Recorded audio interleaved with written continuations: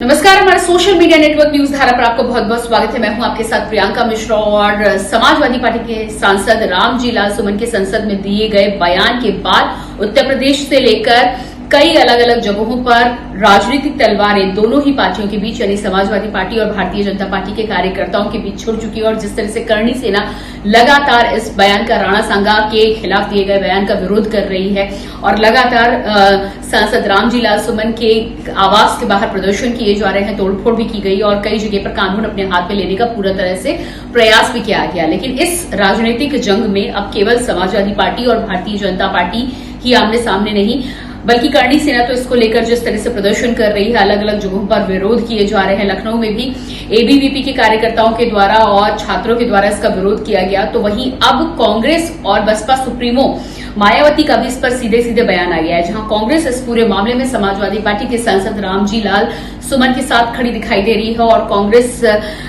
के सांसद और साथ ही साथ सदन में विपक्ष के नेता मल्लिकार्जुन खड़गे ने भारतीय जनता पार्टी को खरी खोटी सुनाने का यहां पर पूरी तरह से प्रयास करते नजर आए। और उन्होंने कहा है कि ये कहीं न कहीं दलित का अपमान है, पीडीए का अपमान है।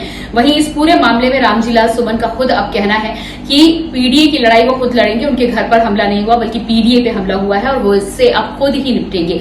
तो वहीं इसी पूरे मामले में कांग्रेस अध्यक्ष मल्लिकार्जुन खड़गे से बिल्कुल इतर बयान आता है बसपा सुप्रीमो मायावती का। और मायावती इस पूरे मामले के बाद कहीं न कहीं सपा सुप्रीमो अखिलेश यादव को गेस्ट हाउस कांड उत्तर प्रदेश का याद दिलाती हुई नजर आ रही है। इशारा इससे साफ समझा जा सकता है कि मायावती क्या कहना चाह रही हैं और किसके साथ खड़ी हुई नजर आ रही है। मायावती को लेकर हमेशा से कहा जाता है कि भारतीय जनता पार्टी की बी टीम रही है और जिस तरह से भारतीय जनता पार्टी के खिलाफ लोकसभा में उनके भतीजे आकाश आनंद के वक्तव्यों के बाद उन्हें उनके पद से हटाया गया, उसको लेकर लगातार सुगबुगाहट राजनीतिक गलियारों में मची रहती है। और ये भी माना जाता है कि अलग अलग जगहों पर जो बसपा के उम्मीदवार उतरते हैं और वोट काटने की जो रणनीति उस पूरे मामले में निकलकर सामने आती है, उससे सबसे अधिक फायदा अगर होता है तो वो भारतीय जनता पार्टी को होता है। अब चाहे उसे ए टीम कह लिया जाए, बी टीम कह लिया जाए, अप्रत्यक्ष रूप से अप्रत्यक्ष रूप से मायावती समय समय पर भारतीय जनता पार्टी की राग में राग अलापती हुई नजर आती है। तो यहां पर साफ तौर से मायावती ने इशारों में समाजवादी पार्टी के सपा सुप्रीमो अखिलेश यादव को आईना दिखाने का काम किया है। और लगातार जिस तरह से अखिलेश यादव ये कहते हुए नजर आ रहे हैं कि इतिहास के पन्ने ना पलटे जाएं, जबकि इतिहास के पन्ने पलटने का काम सदन ने सपा सांसद ने ही शुरू किया है, जिसको लेकर भारतीय जनता पार्टी अब समाजवादी पार्टी के सांसद पर हावी नजर आ रही है। करणी सेना का भी साफ तौर पर कहना है कि जब तक वो माफी नहीं मांग लेते तब तक इस मुद्दे को भारतीय जनता पार्टी किसी भी हालात में छोड़ने वाली नहीं है। और भारतीय जनता पार्टी के लिए तो उत्तर प्रदेश में लगातार जिस तरह से 27 के चुनाव को लेकर भारतीय जनता पार्टी और आरएसएस की तरफ से भी माना जा रहा है कि शुरुआत हो चुकी है। ऐसे में भारतीय जनता पार्टी के लिए इस तरह के मुद्दे तुरुप को एकता साबित हो सकते हैं, जिन्हें भारतीय जनता पार्टी समय समय पर भुनाने का पूरा प्रयास करती हुई नजर आती है।